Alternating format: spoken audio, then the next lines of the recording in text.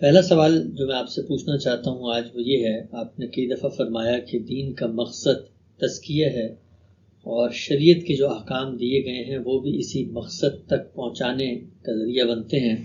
سوال یہ ہے کہ اگر دین کا یہ مقصد ہے اور آپ فرماتے ہیں کہ دین ہمیشہ سے اللہ کے نزدیک ایک ہی تھا، تو پھر یہ جو مختلف شریعتیں ہیں مختلف پیغمبروں کے ساتھ آئیں، ان میں تبدیلی تغیر ہوا، اس کی کیا وجہ ہے؟ اگر مقصد ایک ہے، انسان ایک ہیں، تو پھر شریعت میں تبدیلی، ترمیم، اضافہ، تغیر کس بنیاد؟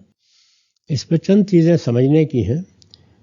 پہلی چیز یہ ہے کہ دین اصلاً کیا ہے۔ اصلاً دین وہ الحکمہ ہے جس کے دو لازمی اجزاء ہیں، ایک ایمانیات، دوسرے اخلاقیات۔ اصل دین وہی ہے، یعنی ہمیں کیا چیزیں ماننی ہیں۔ اللہ کو ماننا ہے، اللہ کے فرشتوں کو ماننا ہے، اللہ کو تنہا معبود کی حیثیت سے ماننا ہے۔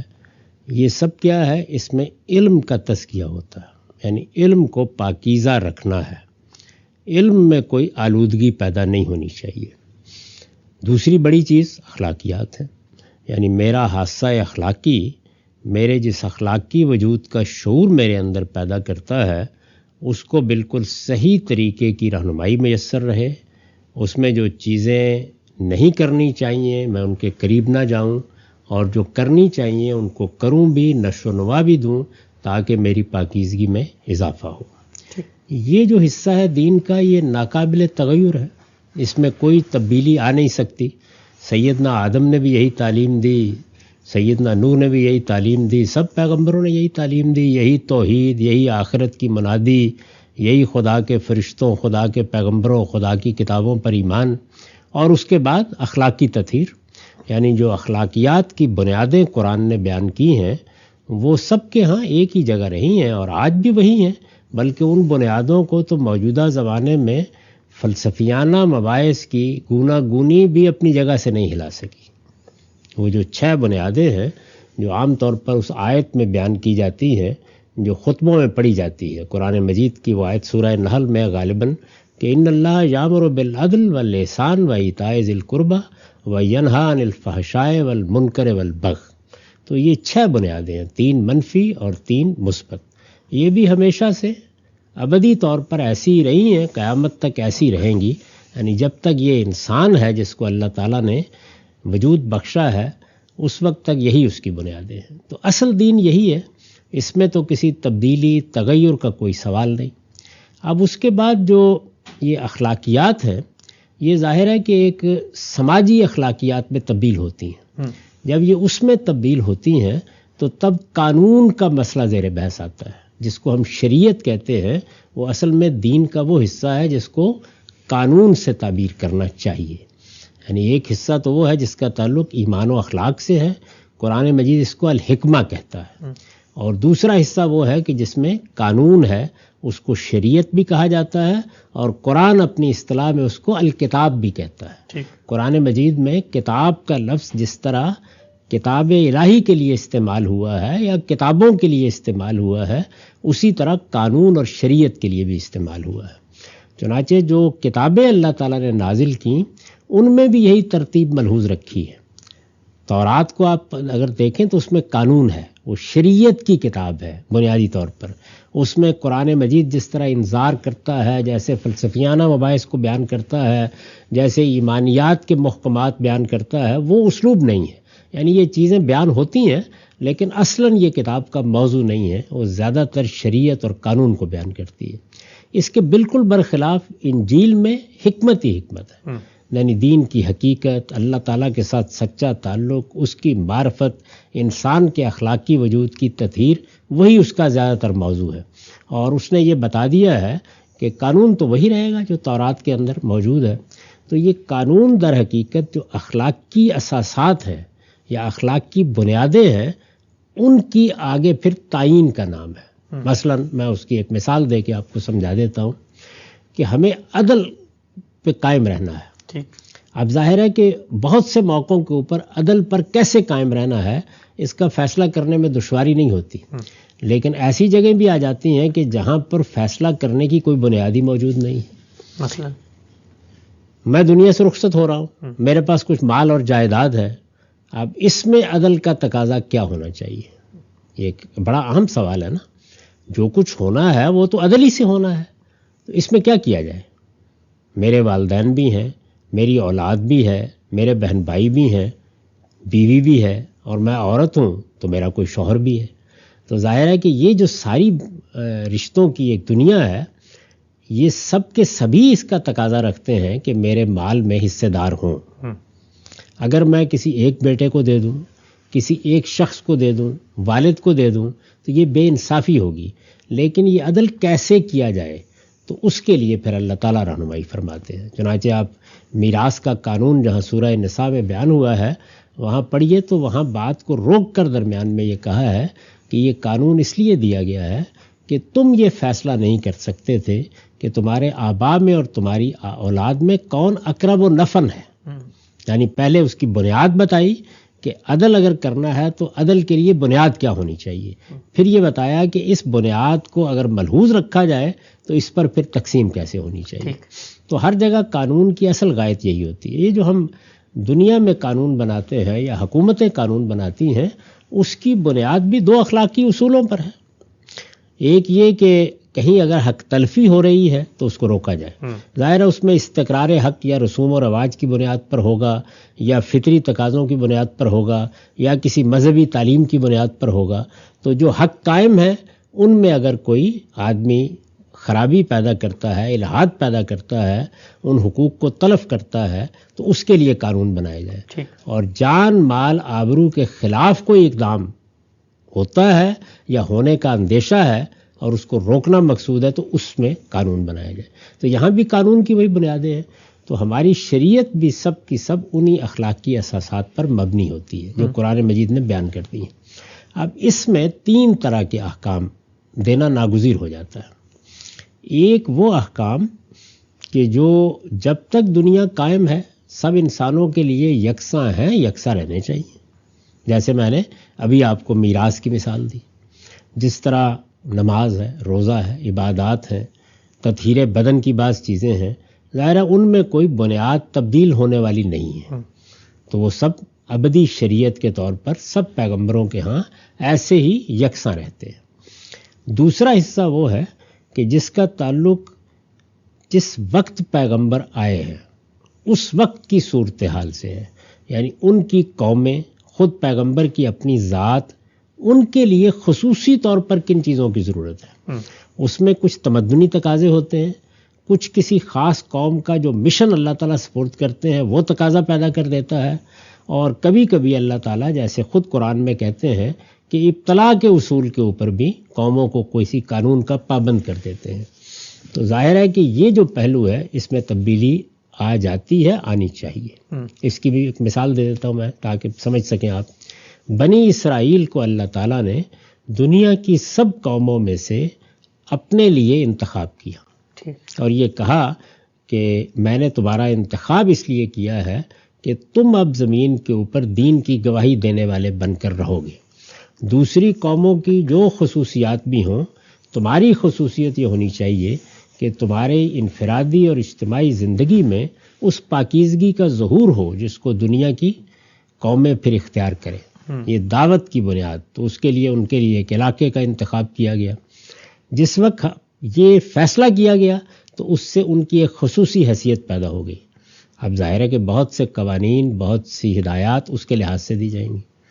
وہ چیز جس قوم کے ہاں نہیں ہے اس کے لیے وہ ہدایات نہیں ہونی چاہیے. ٹھیک. تو دوسروں کے لیے وہ اٹھ جائیں گی یا ہوں گی ہی نہیں. تیسری چیز جو ہے وہ سد ذریعہ کی چیزیں ہوتی ہیں. جیسے ابھی ہم زیر بحث لا رہے تھے قرآن مجید کے وہ احکام کہ جن میں اللہ تعالیٰ نے زنا سے بچنے کے لیے بعض محرکات سے روکا. یہ سد ذریعہ کی چیزیں ہوتی ہیں. سد ذریعہ کی چیزیں بھی حالات کے لحاظ سے تبدیل ہو جاتی ہیں. یعنی ایک صورتحال میں وہ چیز ناگزیر تقاضا ہوتی ہے، دوسری صورتحال میں وہ تقاضا نہیں ہوتی. تو اس لحاظ سے اگر آپ دیکھیں تو شریعت 3 چیزوں کا مجموعہ بن جاتی ہے. ابدی احکام، وہ احکام جو کسی کے ساتھ خاص ہیں. قرآن میں اس کی مثال لے لیجئے جیسے رسالت میں آپ صلی اللہ علیہ وسلم کی ازواج مطہرات کے لیے کچھ خصوصی احکام دیے گئے. اب ظاہر ہے کہ ازواج مطہرات کو ہمیشہ زندہ تو نہیں رہنا تھا، تو اس لیے وہ احکام بھی ان کے ساتھ ہی دنیا میں باقی نہیں رہے، یعنی اب ان پر کوئی عمل نہیں کرے گا.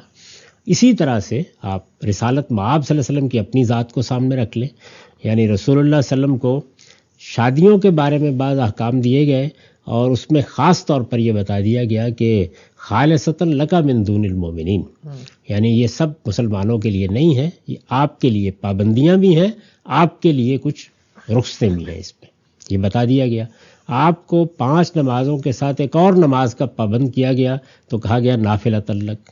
تو خصوصی احکام یعنی جو دوسرا حصہ ہے اور سد ذریعہ کے احکام، ان میں تبدیلیاں ہوتی رہتی ہیں، اور یہی وہ چیز ہے کہ جو مختلف شریعتوں میں مختلف طریقے سے سامنے آتی ہے. ٹھیک ہے، بہت ہی اہم موضوع ہے اور آپ نے بڑی تفصیل سے اس پر بات کی. کچھ ضمنی سوالات میں آپ کے سامنے رکھتا ہوں جو عام طور پہ ایک جدید پڑھے لکھے ذہن میں اٹھتے ہیں.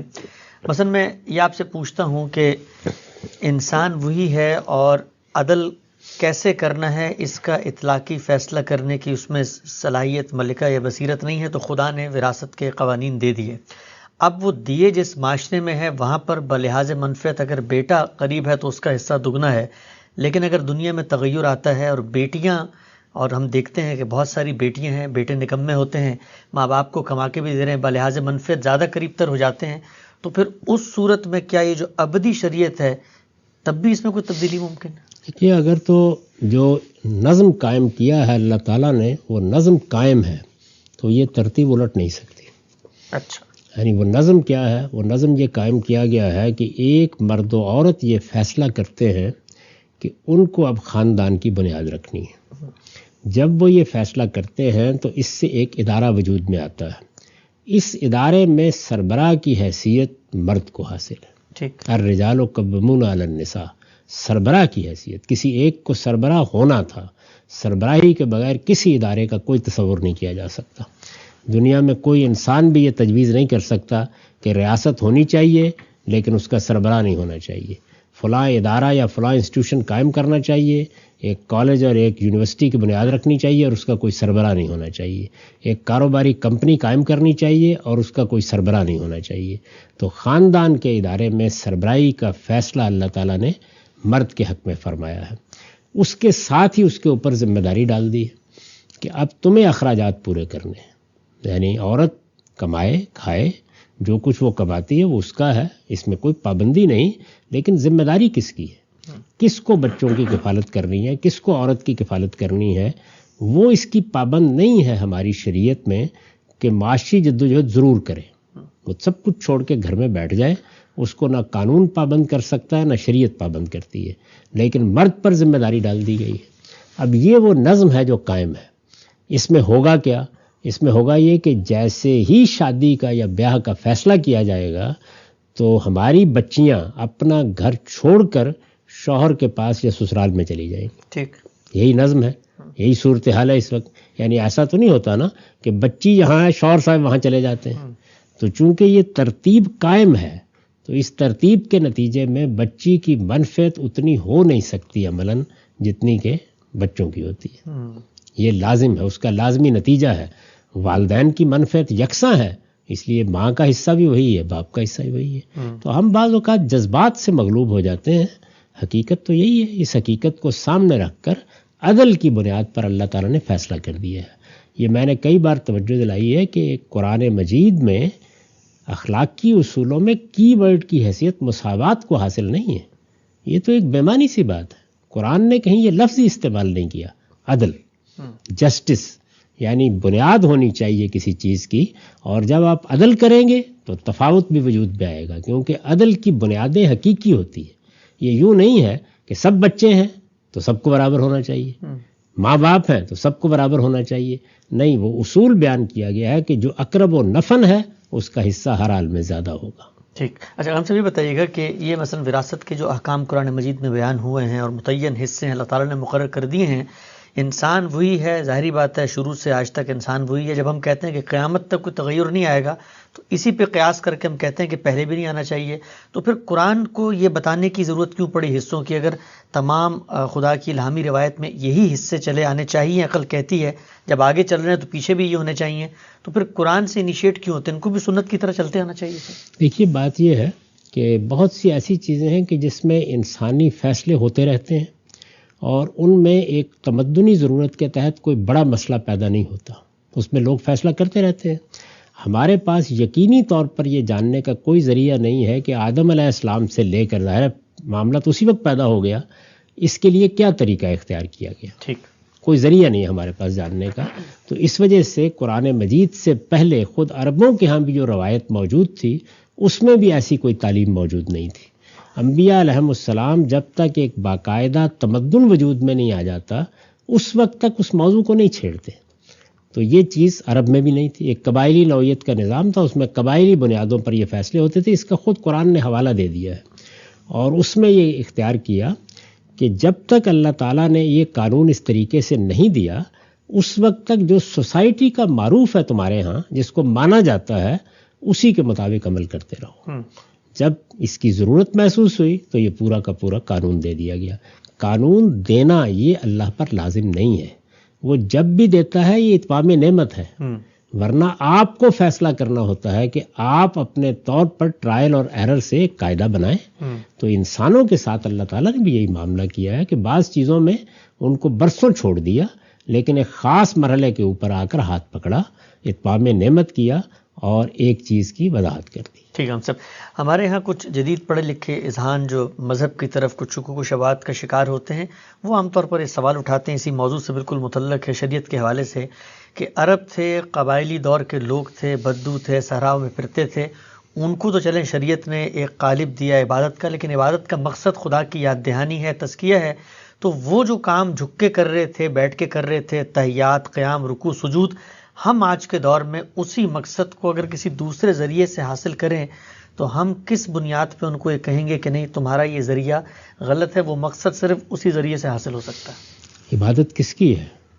یعنی مجھے اپنی اماں جان کی عبادت کرنی ہے، ابا جان کی کرنی ہے، اللہ ہی کرنی ہے نا. تو اللہ ہی بتائے گا کہ میری عبادت کیسے کرنی ہے. یعنی اس میں تو سوال کی بنیاد ہی بے معنی ہے. یہ فیصلہ ہی اس پروردگار کو کرنا ہے، اور انسان کی تاریخ بتاتی ہے کہ جب انسان نے یہ فیصلہ کیا ہے تو اس میں ہمیشہ افراط و تفریط ہوئی ہے.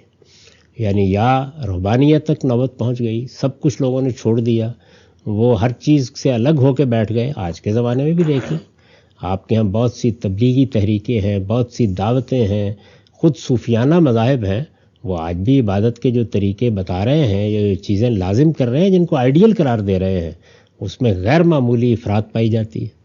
اسی طرح سے انسان جب گریزاں ہوتا ہے تو کر لیں گے یاد اللہ تعالیٰ کو، تفریط میں مبتلا ہوتا ہے. تو یہ تو اللہ کا بڑا کرم اور احسان ہے کہ اس نے بالکل متوازن طریقے پر انسان کو اس کی یاد دہانی کے لیے کیا کرنا چاہیے اسے متعین کر دی ہے. تو یہ کام تو کرنا ہی اللہ تعالیٰ کو تھا. ہم انسان اس کو کر کیسے سکتے ہیں؟ ہمارے پاس اس کی بنیاد کون سی ہے جس پر کریں گے؟ اور اپنے آپ کو افراط اور تفریط سے بچائیں گے کیسے؟ ایک فلسفہ بیان ہوگا، جیسے کہ عام طور پر صوفیانہ مذاہب میں بیان کیا گیا کہ یہ دنیا تو مایا کا جال ہے، اس میں کیوں پڑے ہوئے ہو؟ یہ تمہارا خاندان، یہ تمہارے بچے، یہ تمہاری بیوی، یہ تمہارا کاروبار، یہ تمہاری معیشت بے معنی باتیں ہیں. تمہیں تو اصل میں اپنے باطن کے اندر کی حقیقت تک پہنچنا ہے. وہ معرفت حاصل نہیں ہو سکتی جب تک مایا کے اس جال سے نکلو گے نہیں. اس میں جو عبادات اور جو چلے اور یہ سب چیزیں وجود میں آئیں، آپ چاہتے ہیں کہ پھر کچھ لوگ وہی اختیار کر لیں. تو انسان کی اس افراط و تفریط کی وجہ سے اللہ تعالیٰ نے از راہ عنایت خود اس کو متعین کر دی. ٹھیک. شریعت میں جو مختلف تغیرات آتے ہیں، اس حوالے سے ہم آپ سے سوالات کر رہے ہیں. آخری سوال اس موضوع سے متعلق وہ یہ ہے، قرآن مجید نے بھی اس کو ایک مقام پہ موضوع بنایا ہے کہ یہ جو منسوخ کی جاتے ہیں کچھ احکام، اللہ ان سے بہتر لے آتا ہے. اس آیت کے بارے میں آپ کی کیا انڈرسٹینڈنگ ہے؟ اور جب بہتر لے آتا ہے تو کیا مطلب جو پہلے تھے وہ بہتر نہیں تھے؟ کیا وجہ ہوتی ہے اس کے اندر تبدیلی کی؟ وہ میں اس سے پہلے آپ کی خدمت میں عرض کر چکا کہ بعض اوقات ایسا ہوتا ہے کہ اللہ تعالیٰ کسی قوم کو سزا دینے کے لیے سختی پیدا کر دیتے ہیں. کسی قوم کے رویے کے نتیجے میں احکام کی نوعیت تبدیل ہو جاتی ہے. تو اس میں پھر اللہ تعالیٰ جب نئی شریعت دیتے ہیں یا نئے پیغمبر کے ذریعے سے ہدایت دیتے ہیں تو اس کی تنقیح کر دیتے ہیں. جیسے یہود کے ہاں شریعت اسر و اغلال بن چکی تھی، بہت سی بندشیں، بہت سی چیزیں. آپ اگر اس موقع کے اوپر دیکھیں تو ہمارے ہاں فقہی تصریحات نے جو ایک تصویر بنا دی ہے، اگر اس کی اصلاح کرنے کی کوشش کی جائے تو کیا صورتحال پیدا ہو جاتی ہے. تو یہ چیز پیدا ہوتی ہے جس کے نتیجے میں اللہ تعالیٰ پھر یہ کرتے ہیں کہ جس آیت سے یا جس چیز سے لوگوں نے ایک بات سمجھی ہے یا جو ان کے لیے کسی سزا کی وجہ سے نازل کی گئی اس کو تبدیل کر دیتے ہیں. تو اس میں یہ بتایا گیا ہے کہ اس کو ایک بہتر صورت میں زیادہ توضیح کے ساتھ اللہ تعالیٰ واضح کر دیتے ہیں. وہ بہتری اصل میں انسانوں کے لحاظ سے ہوتی ہے، یعنی ان کے لیے ایک چیز اجمال میں تھی. اب دیکھیے قرآن مجید میں یہی میراث کی آیتوں کو اگر آپ پڑھیے تو اس میں ایک مقام پر اللہ تعالیٰ نے ایک اشارہ کیا اور آگے خاموشی اختیار کر لی. ظاہر ہے کہ وہ خاموشی آیت تو ہو گئی نا، نازل ہو گئی. وہ خاموشی انسانوں کے لیے اختلاف کی بنیاد بن سکتی تھی. لوگوں نے سوال کیا تو اب اللہ تعالیٰ نے اس کو واضح کر دیا. تو یہ توضیح ہے جس کو اس سے تعبیر کیا گیا ہے کہ اگر ہم کسی ایک آیت کو جو ہم نے پہلے نازل کی تھی یا شریعت میں پہلے موجود تھی جیسے بنی اسرائیل کے ہاں یا ان سے پہلوں کی امتوں میں، اس کو تبدیل کرتے ہیں تو ایسا نہیں ہے کہ لوگوں کو کسی چیز سے محروم کر دیتے ہیں. اس جیسی ایک دوسری چیز لوگوں کے سامنے لے آتے ہیں اور بعض موقعوں پر وہ اپنی توضیح کے لحاظ سے، وضاحت کے لحاظ سے، اطلاق کے لحاظ سے یا خود انسانی تمدن کی ضرورتوں کے لحاظ سے بہتر ہوتی ہے، کیونکہ وہ تبدیلیاں آ چکی ہوتی ہیں ان کے ہاں.